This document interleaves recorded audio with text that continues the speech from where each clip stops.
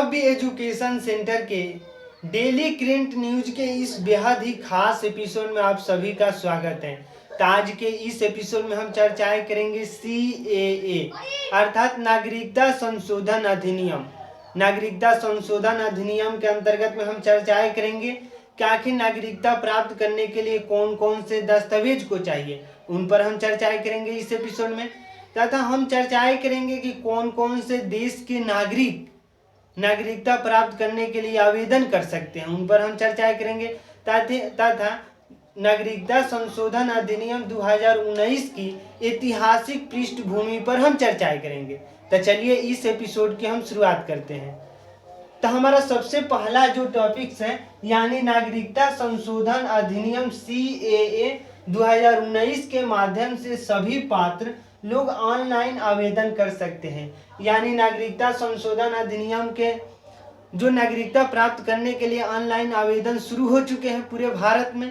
तो इसी के साथ ही यानी पात्रता के दस्तावेज पेश करना अनिवार्य है। जो दस्तावेज चाहिए वो दस्तावेज आपके सामने निम्नलिखित हैं, जैसे संबंधित देश के दस्तावेज यानी जन्म प्रमाण पत्र आपको चाहिए।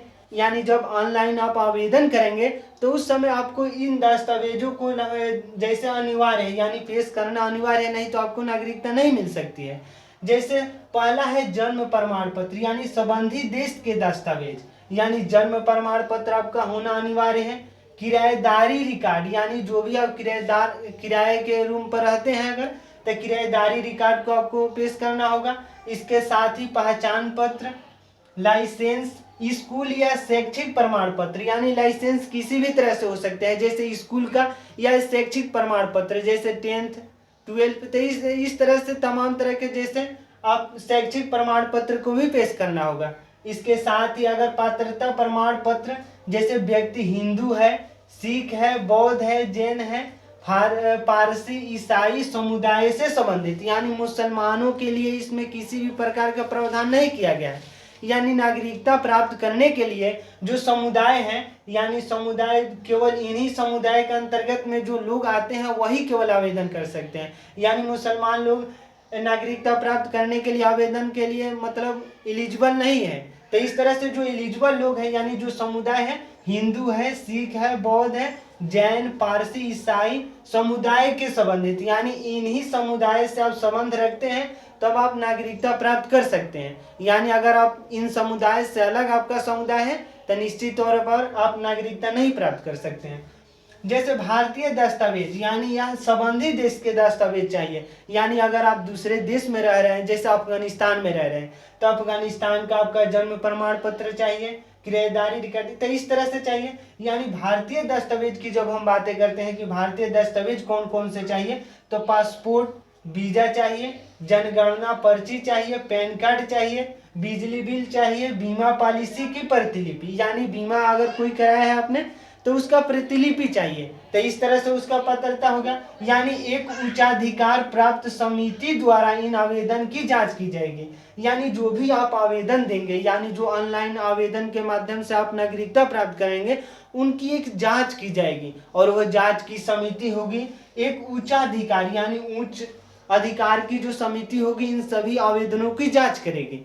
इसके साथ ही जब हम आगे बढ़ते हैं यानी नागरिकता संशोधन अधिनियम CAA 2019 यानी CAA नागरिकता अधिनियम 1955 में संशोधन करना है। यानी 1955 में यह संशोधन करने के लिए नियम बनाए गए थे। यानी भारतीय नागरिकता से संबंधित प्रावधान यानी CAA जो है 1955 में इसकी पृष्ठभूमि तैयार की गई थी। यानी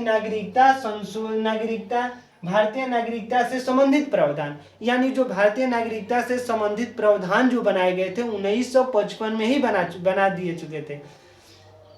तो इस तरह से इन हम सभी पृष्ठभूमियों को समझे। यानी दस्तावेजों कौन कौन से दस्तावेज चाहिए इन पर हम चर्चाएं की। तो आइए कुछ और भी बातों पर हम जिक्र करते हैं। जैसे आगे की हम बातें करते हैं, कुछ और कौन कौन से फैक्ट्स हैं उन पर हम चर्चाएं करते हैं।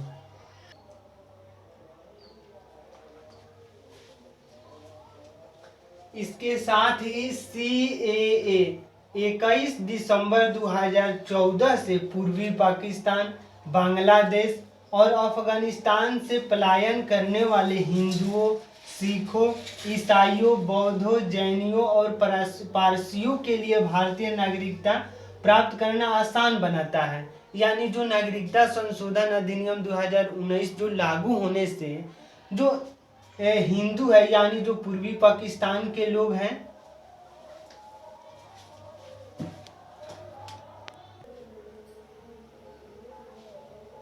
अर्थात CAA 31 दिसंबर 2014 से पूर्वी पाकिस्तान, बांग्लादेश और अफगानिस्तान से पलायन करने वाले यानी पूर्वी पाकिस्तान से पलायन जो किए हैं लोग, बांग्लादेश से भी और अफगानिस्तान से, जैसे हिंदुओं, सिखों, ईसाइयों, बौद्धों, जैनियों और पारसियों के लिए भारतीय नागरिकता प्राप्त करना आसान बनाता है। यानी जो यह नागरिकता संशोधन अधिनियम है, इस तरह से जो भी व्यक्ति अपना नागरिकता प्राप्त करने चाहते हैं वो आसानी से प्राप्त कर सकते हैं और यह नियम भी आसान करने के लिए बनाए ही गए हैं। तो इस तरह से नागरिकता प्राप्त करने हेतु निवास की जो अवधि है 12 वर्ष से घटाकर 6 वर्ष कर दी गई है। यानी जो पहले जो 1955 में जब नागरिकता संशोधन अधिनियम जब बनाया गया था तो उस समय 12 वर्ष के लिए मतलब जो कंडीशन रखा गया था, यानी 12 वर्ष आपको निश्चित तौर पर निवासी होना चाहिए। लेकिन जो यह नागरिकता संशोधन अधिनियम 2019 के अंतर्गत में 12 वर्ष से घटाकर मात्र 6 वर्ष ही कर दिया गया है। यानी अगर कोई व्यक्ति भारत में लगातार 6 वर्षों से रह रहा है तो वह निश्चित तौर पर भारतीय नागरिकता प्राप्त करने के लिए योग्य है, यानी वह भारत का नागरिक बन सकता है। और इसके साथ जब हम आगे बढ़ते हैं, यानी 30,000 से अधिक प्रवासियों को इस नीति का लाभ प्राप्त होने की संभावना है। यानी जो भी विद्वान है यह संभावना यानी जो संभावनाएं उत्पन्न हो रही है कि 30,000 से अधिक लोग इसका लाभ प्राप्त कर सकते हैं। तो इस तरह से आज के इस बेहद ही खास एपिसोड में हम नागरिकता संशोधन अधिनियम 2019 के अंतर्गत में कुछ बिंदुओं पर चर्चाएं किए, जैसे नागरिकता प्राप्त करने के लिए कौन कौन से कंडीशन है उन पर हम चर्चा किए तथा योग्यता पर भी हम चर्चाएं किए। तो आज के इस बेहद ही खास एपिसोड में बस इतना ही। अगर वीडियो अच्छा लग रहा है, कुछ सीख पा रहे हैं इस वीडियो के माध्यम से, तो हमारे चैनल को कर दीजिए सब्सक्राइब, ताकि हमारे द्वारा अपलोड किया गया हर वीडियो आपके पास सबसे पहले पहुंच जाए। तो हमें दीजिए इजाजत। धन्यवाद। Thank you.